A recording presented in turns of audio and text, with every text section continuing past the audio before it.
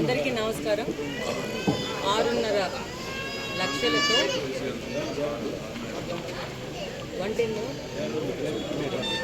6.5 లక్షలతో 110 మీటర్స్తో జనరల్ ఫండ్లో 13th డివిజన్లో ఈ రోడ్డు వేయడం జరుగుతుంది. చాలా రోజుల నుంచి ఈ రోడ్డు వేయలేదు.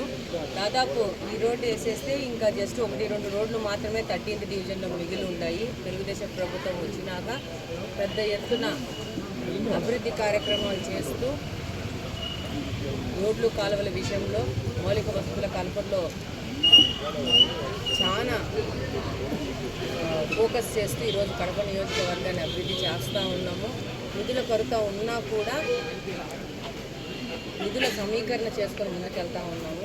రాబో కాలంలో స్పెషల్ ఫండ్స్ తీసుకొని వెళ్తున్నాము. పెద్ద ఎత్తున కూడా దాదాపు కడప చుట్టుపక్కల ప్రాంతాల్లో శివారు ప్రాంతాల్లో రోడ్లు చాలా అధ్వానమైన పరిస్థితులు ఉన్నాయి. దీనికంతటికి కారణం ఏంటంటే 20 సంవత్సరాల నుంచి కార్పొరేషను ఒకటే సమూహమైన వ్యక్తుల చేతుల్లో వాళ్ళ ఆధీనంలో కబంధహస్తమైంది.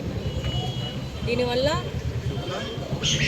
ఎంతో అభివృద్ధి చెందాల్సిన కడప హెడ్ క్వార్టర్స్ అభివృద్ధి చెందకపోవడము, విపరీతమైన అవినీతితో కార్పొరేషన్లోని ముఖ్యులు ఈ యొక్క నిర్లక్ష్యాన్ని చేయడం వల్ల కడప హెడ్ క్వార్టర్స్ అవ్వడము, కడప జిల్లా నుంచి కడప పార్లమెంట్ నుంచి 2 సార్లు ముఖ్యమంత్రులు వెళ్ళినా కూడా కడప పరిస్థితి ఇంత అధ్వానంగా ఉంది అని అంటే 20 సంవత్సరాల నుంచి తప్పుడు వ్యక్తుల చేతుల్లో ఈ కడప ఉండడమే కారణము.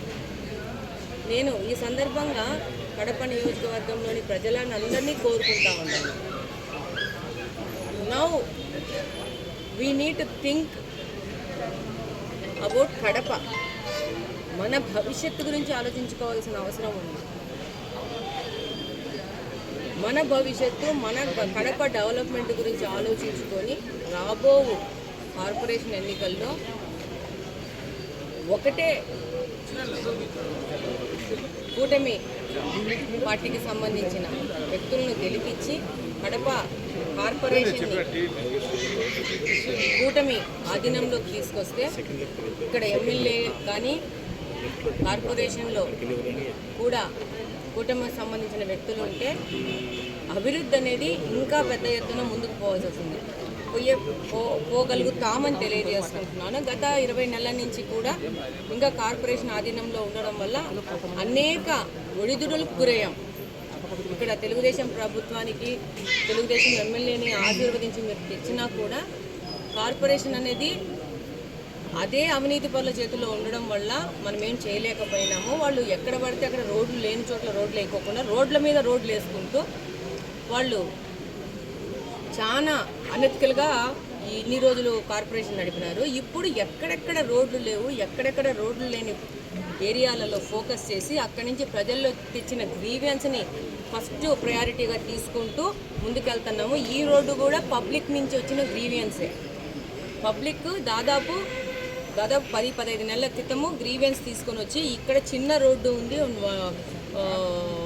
1.10 మీటర్స్ రోడ్డు ఉంది, దీన్ని వెయ్యాలా, మాకు ఇబ్బందిగా ఉందని చెప్పి ఇలాంటి గ్రీవియన్స్ తీసుకొని వాటి ప్రయారిటీ వైజ్లో ఫైలింగ్ చేసుకొని ముందు వచ్చిన వాటిని ముందుగా పంపిస్తా చాలా ట్రాన్స్పరెంట్గా కడపలో పనిచేస్తూ ఉన్నాము. ఇది ప్రజలు గమనించాలా.